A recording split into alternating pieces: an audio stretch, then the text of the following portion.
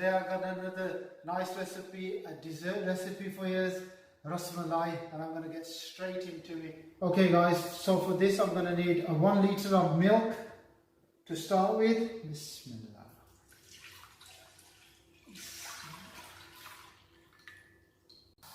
Okay guys, so when the milk starts to heat up, I'm going to put some green cardamoms in, crushed up, just like about half a teaspoon, a pinch of saffron,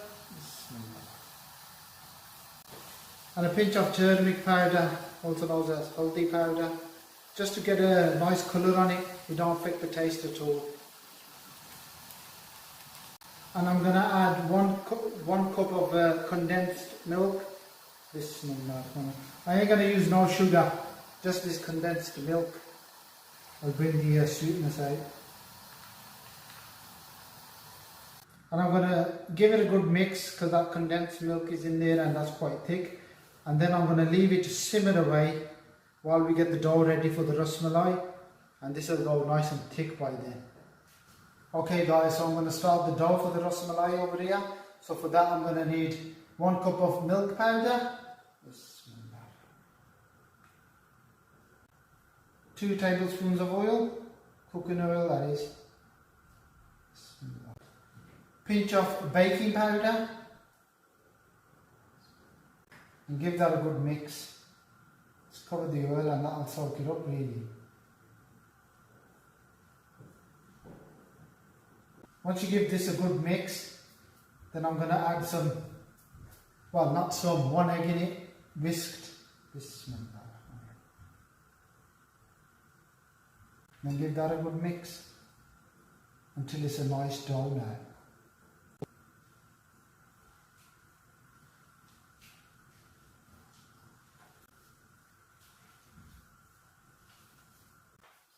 So give it a good mix, roll it around, collect all the dough. There we are then, and then just start making the rasmalai.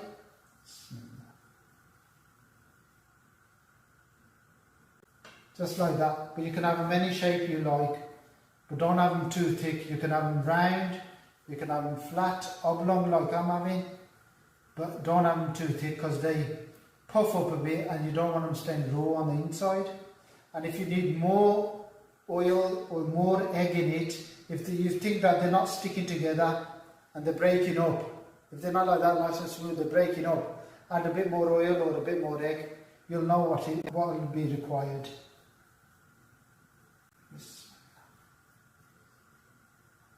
Just like that. Until they look something like this, and then we'll start cooking them in that milk. Just give it a bit of a mix before you put anything else in it, because it's been simmering away.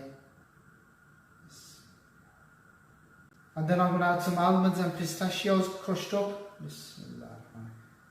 About 2 tablespoons. Once you put them in, give it a bit of a mix. And then you got to start putting the dough in, the rasmalai. But this has got to be boiling, so you start putting it in.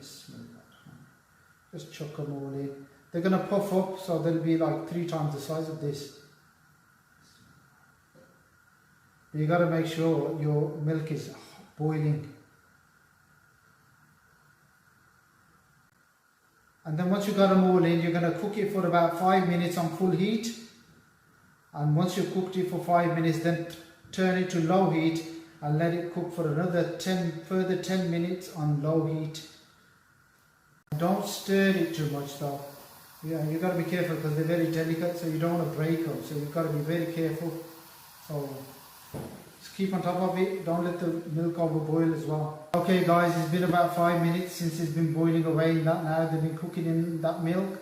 So I'm going to turn it to low heat now and cook it for a further another 10 minutes. Okay guys, this has been simmering away for about 10 minutes now. So I'm going to turn this off and add 1 teaspoon of kevra water. Just to give it a nice aroma. That's ready now. I'll take it out and I'll show you.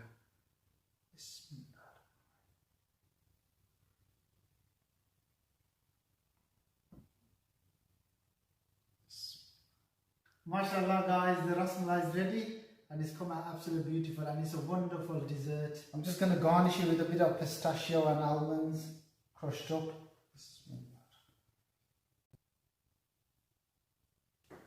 Mashallah guys, it's so easy to do. Please do have a go.